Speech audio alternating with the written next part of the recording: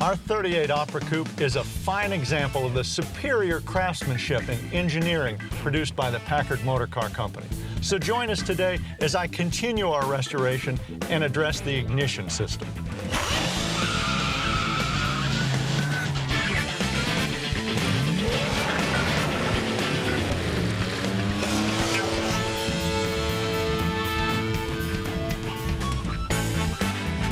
Welcome to Classic Car Restoration. I'm your host, Mark Lambert.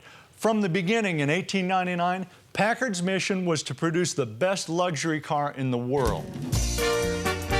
Now, wrapped up in that philosophy was the fact that a luxury car can't be temperamental. What kind of luxury is in a car that's trouble-prone? So Packard built in rock-solid dependability. They did that so well that through the 1920s, they frequently outsold Cadillac and Lincoln combined. That all changed with the Depression in the 1930s. Packard had to produce this car just to survive. The luxury market was gone. They needed a lower-level car, a car to compete against, say, a Buick. That's this car. It debuted in 1935 as the Packard 120, and it was a spectacular success. They had record profits by 1937, and they made this car, calling it the 120 at first, and in 38 they called it the 8. Then they went back to the 120 until 1941.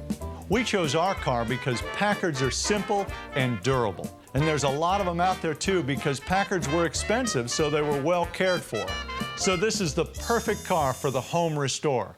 None of the systems on this car are complicated, and we'll take you through them all. Today, we do the ignition system.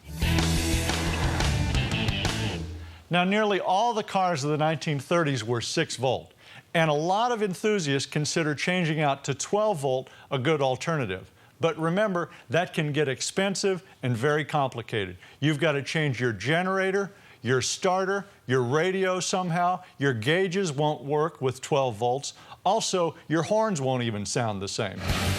So I'm going to ask you to consider leaving your car 6-volt, because the industry rode on 6 volts all the way to the mid-50s. Plus, the 6-volt stuff is still really easy to find today. And your car's integrity is retained. It's worth more if you leave it 6-volt. Now let me show you how this system works on the bench here. This is the coil. This is the heart of the ignition system. He develops the spark and he shoots it down this wire to the spark plug. This is the distributor. A lot of the old-timers call it a switch because that's all it is. It just switches off and on the coil as it rotates. Now watch what happens. I'm going to essentially turn our ignition switch on by hooking this up. And now I'll spin our distributor and activate the points. When I do that, watch the spark plug. You see it? It's firing. And that's all the distributor does. Now there's two ways that they advance the spark, because as your engine goes faster, the spark has to start earlier. They do it with centrifugal weights down inside the distributor and also with a vacuum advance mechanism. We'll check those on our car also. For right now, we're going to pull the distributor off. The first thing we do is remove our distributor cap. Now we've set our engine to #1 top dead center, but no matter where your engine is, always mark it with chalk. Right there, and right there. That way I can reinstall my distributor in just the right position. Next, let's pull this vacuum advance line.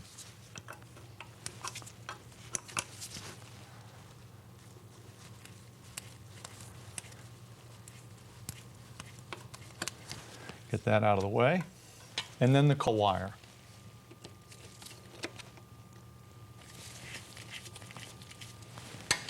Now the distributor base bolts. There's the back one. Now we're ready to pull straight out on this distributor.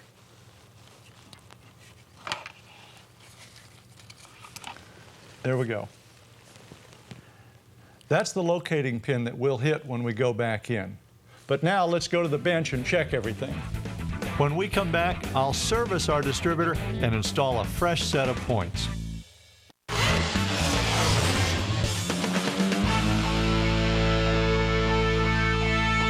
Welcome back to Classic Car Restoration. Now, we've got our distributor off our car, and we're going to check all of the componentry of the distributor. So to do that, we'll chuck it up in a vise for stability. First, we check our vacuum advance. That's very important that that works properly for the proper advance when we're driving the car. To do that, I'm going to use this little hand vacuum pump. Pump it up, it pulls vacuum, and there it is. This will pull the vacuum we need to check this unit. Let's hook this little vacuum pipe up. Hook our pump to the pipe.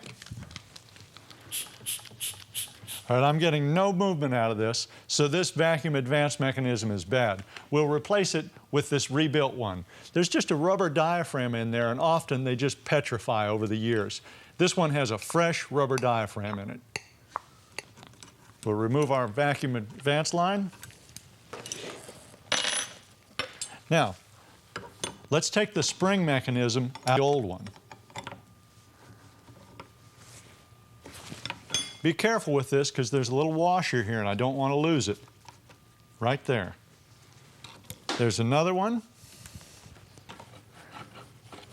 There's our spring. We don't want to lose that. Now we can take our vacuum advance module away from the distributor body. Get the arm up over the little stud there, right there. Yeah, that's dead. You can just feel that. Okay, there's our module adapter. All the modules are the same. The adapters vary depending on the individual distributor. On things like this, I always like to get both screws started and then nip them both down. There's our adapter. Here's our spring, our washer, and our line adapter. Now let's test this one. Okay, watch this move. Put a little vacuum on it. See it? Release. So that's ready to reinstall. Now let's look at our points. And this is tedious work, so I'm going to take my gloves off. Rotor button off. All right, I can see these points are pretty corroded. I'm going to pull them out. I'll show them to you in just a second. For more on servicing point-style ignitions, visit our website at DIYnetwork.com.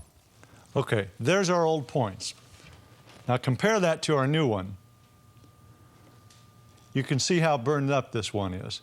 That's going to create an arc as our car runs, and it's not going to have quite as snappy a coil fire as we would want. So we'll go to these new ones. Checking the post. Good. That's a good fit.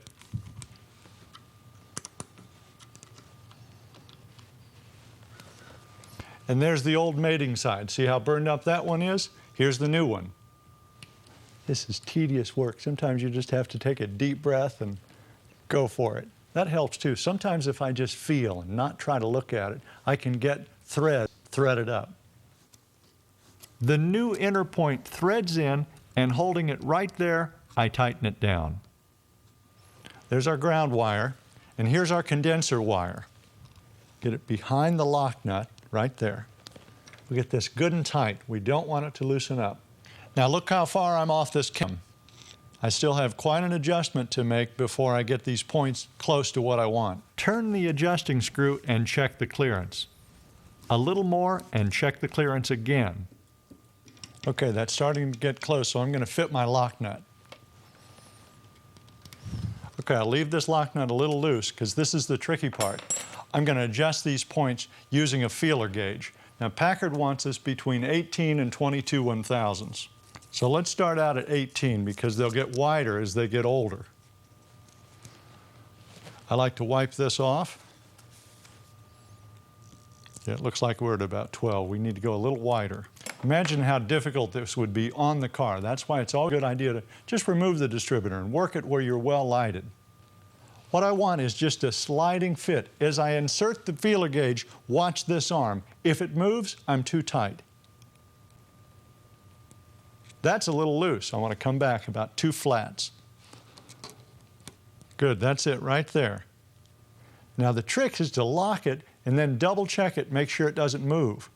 We'll lock the front here and lock our backup locking nut. All right. That's as close as we need to get. That's right at 18/1000ths. Just a little bit of friction there as I drag it through. Now this is old technology, but it's just solid technology. If I wanted to, these have recently become available. This is a solid state electronic ignition system for a 6-volt car in positive ground. And I could install that right here, and it would take the place of these points. Now I'm kind of a retro guy, so I'm going to run with points. These might be a good idea to take with me on a long trip or something. Now we're ready for the vacuum advance. Get that over the post. And the rotor button. Good and firm, solid. And there's one last thing. All of the 1930s distributors have a grease cup. So let's reload that with grease. And then we'll thread it back on. And as I wind that in, it forces that grease through a little hole to distribute to the shaft. Good. That's it. Now we're ready to reinstall our distributor, and we'll do that when we come back.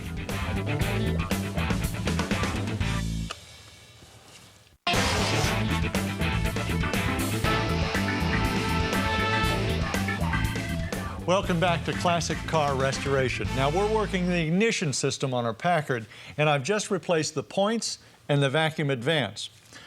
We're ready to go back in with this distributor, but one thing I noticed when I removed it was that this lower clip wasn't clipping. Look, that's because this is broken right here. There's a small chip in this cap. It's supposed to be like that. Boom, good and solid. So we'll put this cap on once we get the distributor reinstalled. I'm going to line up my chalk mark that I put on as we took it out, right there. And I should feel a good, solid seat on this. There we go, right there. Now we reinstall our base bolts.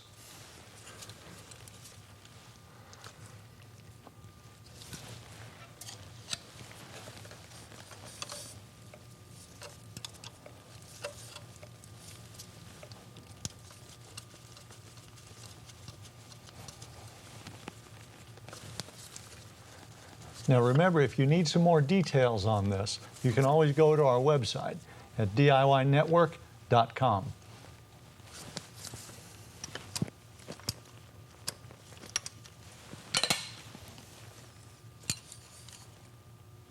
Now I'm going to set my distributor exactly where it was before, with the points just beginning to open. Double check. Now let's go on with our distributor wire.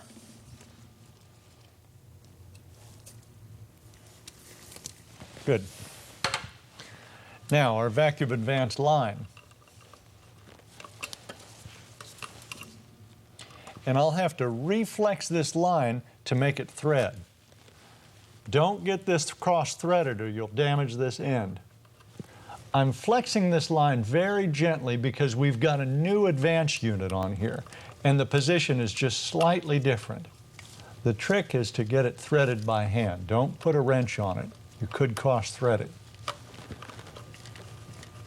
There it is. I got it threaded.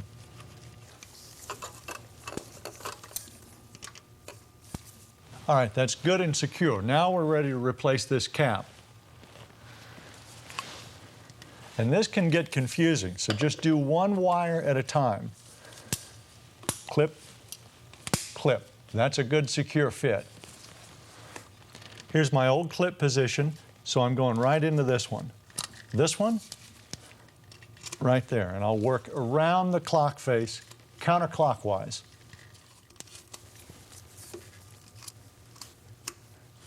Now, if I get these crossed, I'll know it as soon as I try to start this engine because I'll have a dead miss. And then I'll have to check my firing order. Good. Now my coil wire, right in the center. All right, now we're ready to replace our spark plugs, and then we'll start this engine and retime it. And we'll do that on Classic Car Restoration when we come back.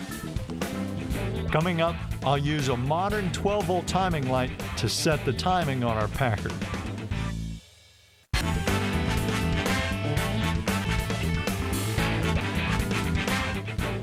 Welcome back to Classic Car Restoration. Now, we've installed our distributor, and in preparation for the final ignition settings, I want to replace these old spark plugs. Let me show you this. Packard developed this plug in 1935 for the introduction of the 120. They did that because with the smaller plug, they can position it on the head directly in the path of intake charge. That way they get more complete combustion and more horsepower, and that was the whole key to it. Now, these are still in production. They're easy to find, but I want to show you this. Have you ever heard of Firestone spark plugs? These are new old stock 1941 Firestone Supreme spark plugs with exclusive polonium radioactive ground electrodes. Maybe I shouldn't get too close to those. I want to show you this thing. They come wrapped in wax paper with a little protector collar. And look at the porcelain, it's pink. Now, we won't install these plugs because they're collector items. In fact, there's a whole hobby built up around collecting antique spark plugs. Now, let's get our plug wires off and our old plugs out.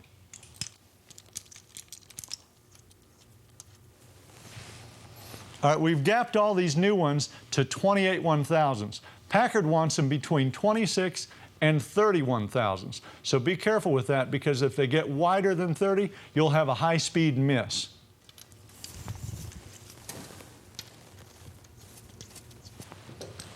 Now let's take them down to about 12 or 15 pounds of torque. That's just nice and snug. I can feel them give away, and then they just stop. There they are. Now we'll go back in with our plug wires. All right, let's find these timing marks and time this engine. Now, this is easy because we got the front clip off, but back in the day, they just pull this inner fender panel and work underneath the fender. Now I'm going to mark these timing marks. Here's our little pointer. Let's highlight that. And Packard wants us at 8 degrees before top dead center at idle speed. So it says DC right in there. That's the same as today's top dead center, just dead center. And then I've got a 10 down here with 5 strikes in between. So I'm going to go down to 8, which is right here, and mark it. So I'll line the pointer up and then mark at 8 once this engine is warmed up and running. So let's start this engine and let it warm. All right, now this engine is good and warm. It's already idling a lot more smoothly. So we're ready to set our timing. And I'm going to do that with a timing light. Now, you don't have to chase around for a 6-volt timing light just because this is a 6-volt system. Use a modern timing light. These are about $25, $30 at any good auto parts store. And then use a 12-volt power pack. So we'll hook to our power pack. We take this and read the engine with it. This goes to number 1 cylinder. That'll signal my light to fire every time number 1 cylinder fires. Now I'm going to aim this down here. See the marks? We're not lined. So unlock the distributor and get your marks lined up by gently turning the distributor. Okay, those are aligned. Notice how consistent that mark is. That means our distributor's in good shape. If the distributor was worn out, the mark would be doing this, just flopping around. Now I'm going to get it lined up again. Now I'm going to lock it. And then I'll recheck it, because just like with the points, locking it could change it. So we'll double check. All right, we're right on it. So remember, in order to benefit from this, you've got to build through the whole sorting out process. We did the points, we did the plugs, we did the vacuum advance, and that's all simple stuff that you can do. So now we're ready to sort out the fuel system, and we'll do that on the next Classic Car Restoration.